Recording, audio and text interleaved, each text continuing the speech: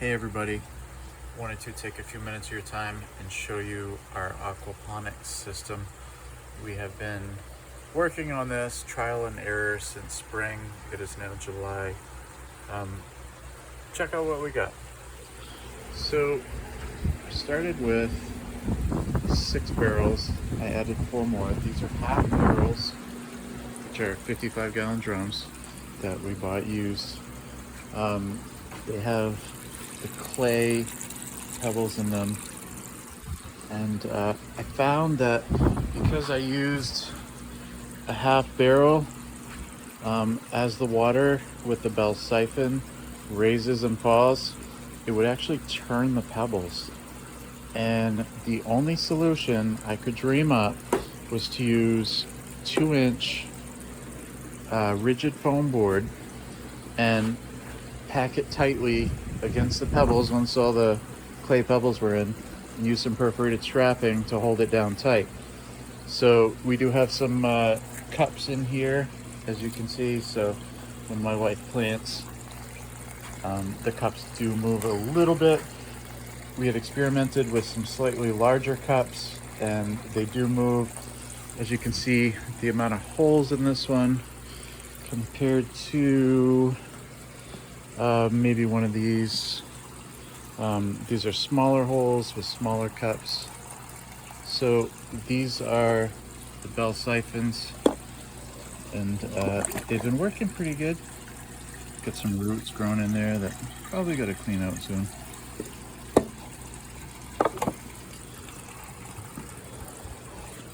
So we have a bunch of fig trees as well. This is a 24 by 24 greenhouse, which is actually the top of my garage. Some basil growing here. I have some tomatoes. They must be indeterminates because they are like approaching 8 to 10 feet long, growing out of the aquaponics system. We're also raising some catfish here. Once they're a little bit bigger, they're going to go down in the aquaponics tank, but right now they're in this holding tank in the greenhouse. Catfish are there. There's a pump, pumps the water over here to a filtration tank. We have a bubbler, which pretty much gets rid of their poop, winds up in here. Water comes through, can obviously pass over, but there's some filtration here, some aeration.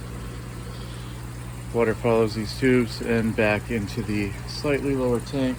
So it's my dog Quan. He's hanging out with me. Good boy. This stuff's a little past. Had some conventional tomatoes here, which are kind of going by. Some more fig trees. This is a hydroponic, which is water in a barrel with nutrients.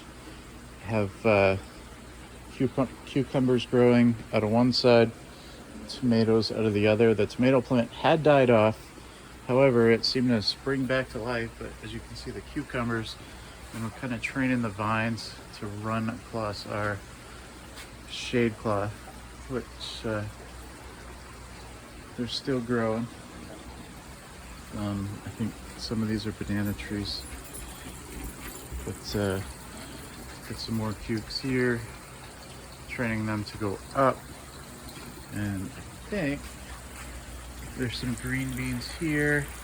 I know they've been picked, but this system seems to be working okay. So the water comes up from downstairs through this pipe here and gets dispersed to a valve at each half barrel where I can adjust it. And earlier I was actually opening each valve and kind of banging on the pipe and then readjusting the valve back, because there is some organic matter like slime that grows in the pipes and it winds up down in here. I added these cups as like a kind of a drip catch because some of the drips were winding up on the floor. So because I don't have a regular dirt floor, I have to be worried about any leak. So there's a bin there was some sort of leak there. I think there was a leaf in the way or something, but I will take you downstairs and show you the other half. Here's another hydroponic. A couple tomato plants started here. They're doing pretty good. Come on, bud. Hang on. So in the lower part of my 2-car garage, we put two 275-gallon tote tanks, which last weekend we insulated them. I did a ton of spray foam on the backside, and we bought some of this Reflectix bubble wrap, I want to call it, and insulated everything because we were constantly running heaters for our tilapia. So we have tilapia in one of our tanks, which are getting pretty big. Hopefully you can see them. So this is a standpipe. Copied a guy in Australia that pretty much showed us how to do all this. He's on YouTube, very informative, and just kind of took my own design from there. So I have two 275-gallon tote tanks here. The other one's here, but it's sitting empty. So as soon as the catfish are big enough, they will go in there. So we're attempting to hold the heat in the tanks because they seem to like warmth. This is a electric heater which is monitoring. That is the tank temp. That is the set point on this heater, which I'm using as a backup. So at 75 degrees, a little while ago, my new heating system kicked on, and it will heat until 81. So from the two tanks, they come to a poop separator, and this has a pipe in it that lets the water come up and down. And this one's piped actually to the bottom, and it catches the fish poop in the bottom of the tank. Then you can put a bucket under this and drain it off. So from that tank, it comes over to a pump tank. So I have 2 pieces of 1/2-inch PEX, and that is coiled in the bottom of my pump tank. And we are currently heating this tank with a Rinnai hot water heater using propane instead of electricity, because our electric bill has kind of skyrocketed lately because of, I think we had 2 heaters. That one's 800 watt. We had another one 500 watt. It was crazy. Our bill's over $350 a month. So trying to figure out an alternate way to keep the fish warm. So that seems to be going 75 to 81.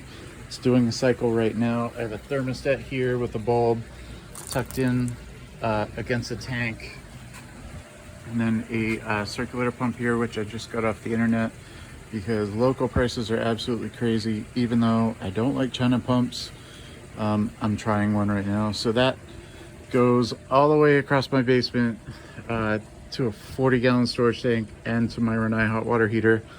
So with heating this tank, it also stores 40 gallons of hot water for me.